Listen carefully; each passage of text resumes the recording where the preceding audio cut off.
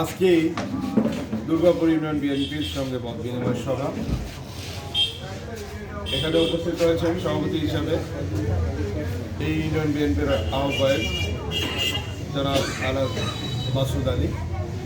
এখানে উপস্থিত রয়েছেন আজকে এই মত বিনিময় সভার প্রধান অতিথি আমাদের শ্রদ্ধার নেতা, হরিপুরের গণমানুষের নেতা জনাব তাসবিরুল ইসলাম। এখানে কুড়িগ্রাম জেলার আহ্বায়ক কমিটির অন্যতম সদস্য আশরাফুল হক রুবেল এবং এই দুর্গাপুর ইউনিয়ন বিএনপির ওয়ার্ড, ইউনিয়ন এবং সহযোগী অঙ্গ সংগঠন সহ এই দুর্গাপুর ইউনিয়ন বিএনপির সম্মানিত নেতৃবৃন্দ, আসসালামু আলাইকুম। আমি আল্লাহর কাছে শুকরিয়া আদায় করি, এই মুহূর্তে একটা মেসেজ পেলাম যে ঘটনাকে কেন্দ্র করে আমরা এত অ্যারেঞ্জমেন্ট করতেছি, যেটার জন্য আমাদের এত প্রত্যাশা, যেটার জন্য আমাদের এত অপেক্ষা। আল্লাহর রহমতে আগামী 12ই ফেব্রুয়ারি বাংলাদেশের জাতীয় সংসদ নির্বাচন হবে, এটি তফসিল ঘোষণা হবে।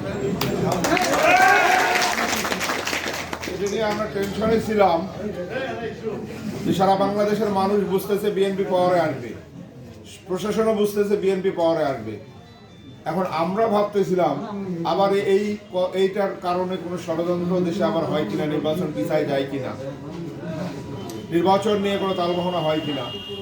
এইটা কিন্তু ছিল আমাদের জন্য একটা বড় টেনশনের বিষয়, দুশ্চিন্তার কারণ। আল্লাহর রহমতের তফসিল যখন ঘোষণা হয়েছে, আমরা নির্বাচন করে নিব ইনশাআল্লাহ, এটা থেকে আর পিছানোর কোনো পথ নাই। তাহলে একটা টেনশন তো কমে গেছে নাকি? এমনি আপনাদের বিএনপিকে নিয়ে বড় টেনশন দুর্গাপুর ইউনিয়ন বিএনপি। আমি একটা জিনিস বলি, আমরা দীর্ঘ 17 বছর এই বিএনপি এই বাংলাদেশে আমরা 17 বছর একটা জিনিসের জন্য আন্দোলন করেছিলাম, যে আমরা আমাদের ভোটের অধিকারটা এটা ফিরিয়ে আনার জন্য। জনগণকে তার অধিকার, এই ভোটের অধিকারটা জনগণের, এই জনগণই এই দেশের মালিক, জনগণ তার মালিকানা যেন ফেরত পায়, তার যেন সেই সিলটা দিয়ে তার নেতৃত্ব দেওয়ার মতো লোক যেন তৈরি করার সুযোগ। এই জন্য বিএনপি 17 বছর ফাইট করেছে। এতে করে আমাদের অনেক সহযোদ্ধা, অনেকে গুম হয়েছে, খুন হয়েছে, অনেকের শত শত মামলা নিয়ে এখন পর্যন্ত সেই মামলা চলমান রয়েছে, মামলার বোঝা ঘাড়ে রয়েছে। অনেকে জেল কেটেছে, অত্যাচারিত, নির্যাতিত হয়েছে। এই ভোটের অধিকারটাকে আমরা ফিরিয়ে আনার জন্য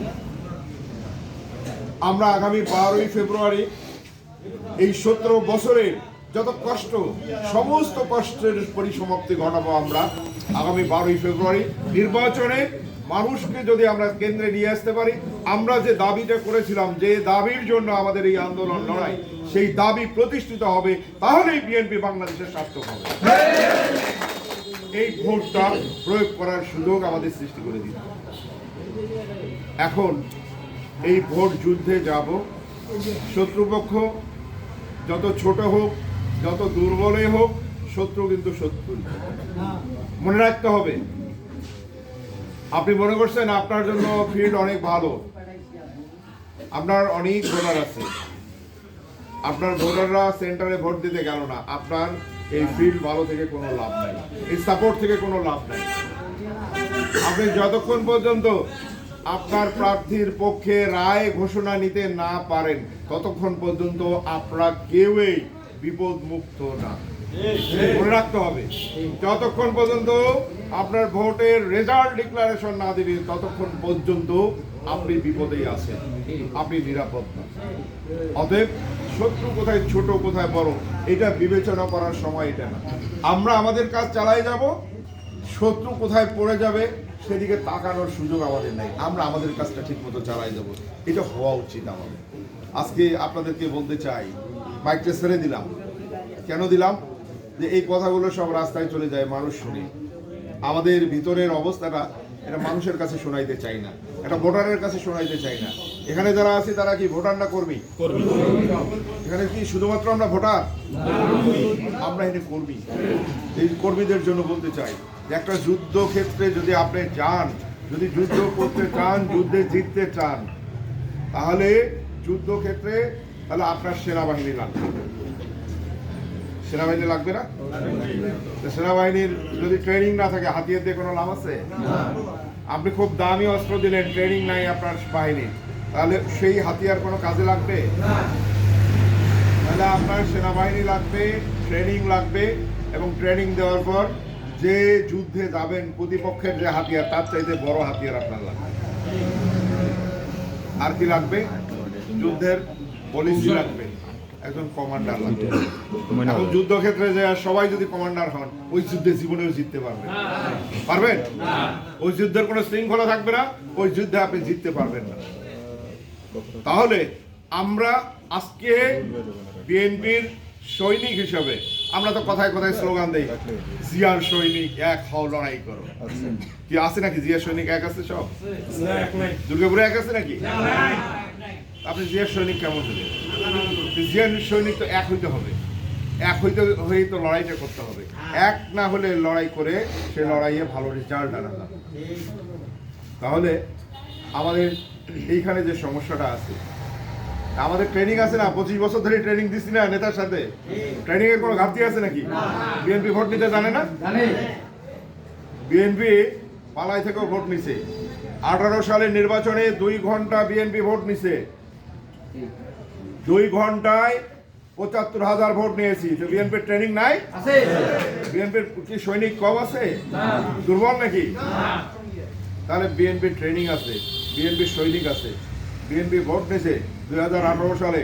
আমি মনে করি 2018 সালে ওই নির্বাচনে আমাদের নেতা জনাব তাজবীরুল ইসলাম এমপি হয়েছিলেন। ওনাকে এমপি হতে দেওয়া হয় নাই, জনগণের সমর্থনটাকে লুট করে নেওয়া হয়েছে।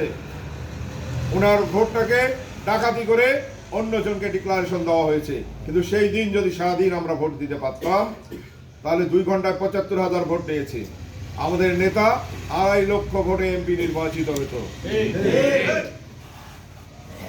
আমরা প্রশাসনের কাছে হেরে গেছি, জনগণের কাছে হারিয়ে যাই নাই। জনগণ আমাদেরকে হারিয়ে দেয় নাই, আমরা প্রশাসনের কাছে হেরে গিয়েছি, আমরা রাষ্ট্রের কাছে হেরে গিয়েছি। সেই দিন কি এখন আছে? সেন্টারে যাবেন, পুলিশের ভয় আছে নাকি? আওয়ামী লীগের কোনো ভয় আছে নাকি? তাহলে সেনাবাহিনীর ট্রেনিং আছে, অস্ত্র আছে, আমাদের সাহসও আছে। কি গত 18 সালের সাথে এবার সাহস একটু বেশি আছে না? কম আছে? কারো কম আছে নাকি? কারো কম থাকলে হাত তুলে দেখা। বেশি আছে তো সাহস। এবার ভোট কেন্দ্র আমাদের, আমরাই ভোট কেন্দ্রে থাকবো, আর বাকিরা সব এখানে পাত্তা পাবে না ইনশাআল্লাহ। এই দেশের আমাদের এলাকায়